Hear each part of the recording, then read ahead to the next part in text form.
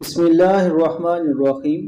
السلام علیکم ورحمۃ اللہ وبرکاتہ۔ ناظرین، آج ہم اس ہستی کا تذکرہ کرنے جا رہے ہیں کہ جن کے شب و روز یاد الہی میں محو گزرتے اور جنہوں نے مقام مجاہدہ کو عبور کر کے مقام مشاہدہ پا لیا اور سلوک و تصوف کی منزلیں طے کر کے آدھا مرتبہ قلندری پانے والی حضرت رابعہ بصری رحمۃ اللہ علیہ۔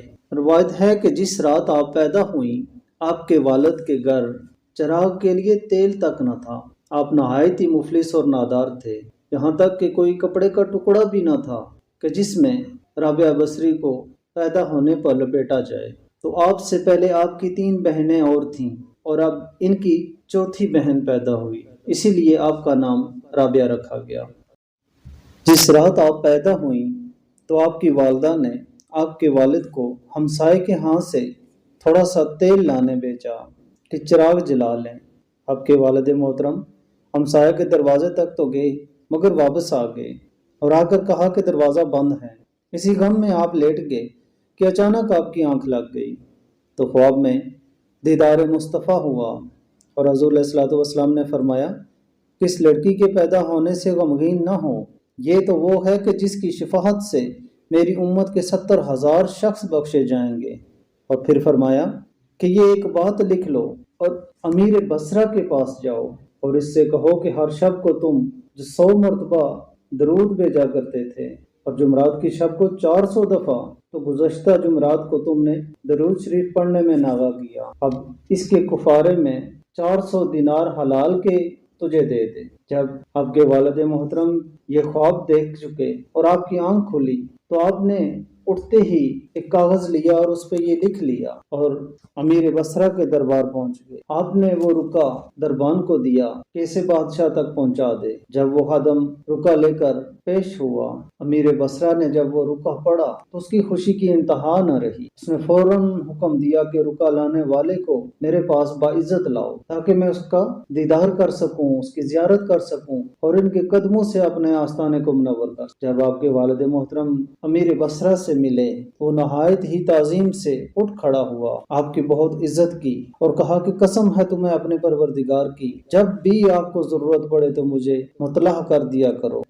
اور امیر بصرہ نے آپ کو 400 دینار بڑی عزت و تکریم سے پیش کیے اور ساتھ ہی حکم دیا کہ 10,000 درہم اسی وقت درویشوں میں تقسیم کر دیے جائیں۔ آپ کے والد 400 دینار لے کر گھر آئے اور ضروریات زندگی کی سب چیزیں خرید کر مطمئن ہو گئے۔ کچھ عرصے بعد جب رابعہ بصری نے ہوش سنبھالا تو والدین کا سایہ سر سے اٹھ گیا۔ کچھ روز بعد بصرہ میں قحط پڑا اور اسی قحط سالی میں آپ کی تینوں بہنیں بھی آپ سے چھوٹ گئیں۔ آپ کو تنہا پا کر کسی ظالم شخص نے چند درہم کے عوض ایک امیر کے ہاتھ آپ کو فروخت کر ڈالا۔